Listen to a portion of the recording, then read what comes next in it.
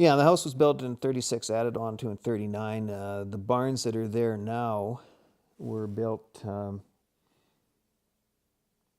one on what we call the West Barn was probably built in the late 40s, early 50s. The East Barn was built probably in the later 50s.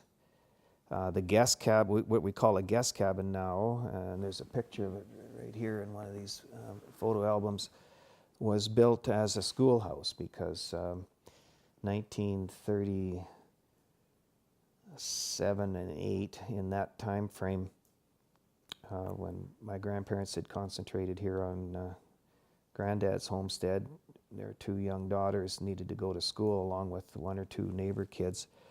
So they just built a cabin. I think my dad had talked about, I think he helped them build it.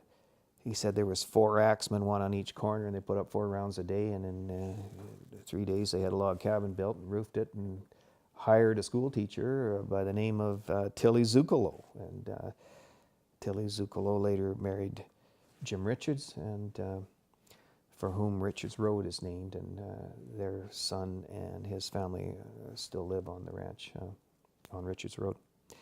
So it was used as a schoolhouse for a few years. Later, the kids were taken to Cochrane and boarded in Cochrane for school, and of course homeschooled by my grandmother, who was a school teacher herself. And then in the 40s, my grandmother started a business, kind of a dude business. She'd have guests come and spend a week or 2 weeks or a month, and my mom and her sister helped out with the looking after these guests. So the cabin then became a place for the guests to sleep, and it's still there. It's still in good shape.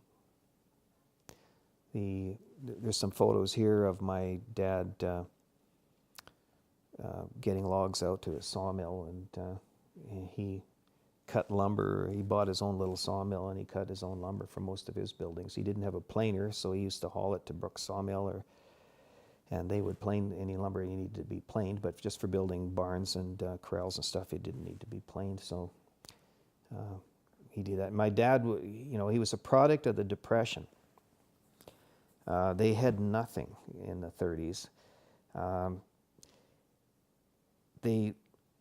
A substantial part of their diet was rice because it was cheap, and turkeys because they could grow them. And the lessons of the 30s and the impact of the 30s, he wore the rest of his life.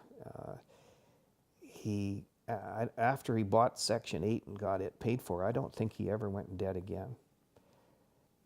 And he did not want to eat rice, period. And he would only have turkey at Thanksgiving, at Christmas. He didn't want any more bloody turkey or rice. He'd had his fill of that. So he was very frugal throughout his lifetime.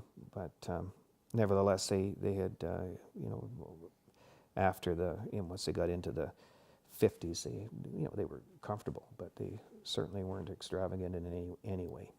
And he died in 1989 at 67 years old. My mother, Donna, just died a year ago at 85 or 86 years old. My wife and I raised 2 daughters, Erin and Alyssa. One of them's a veterinarian, and one of them is I should use the term counselor. She doesn't appreciate the word shrink, I don't think. She likes to be called counselor.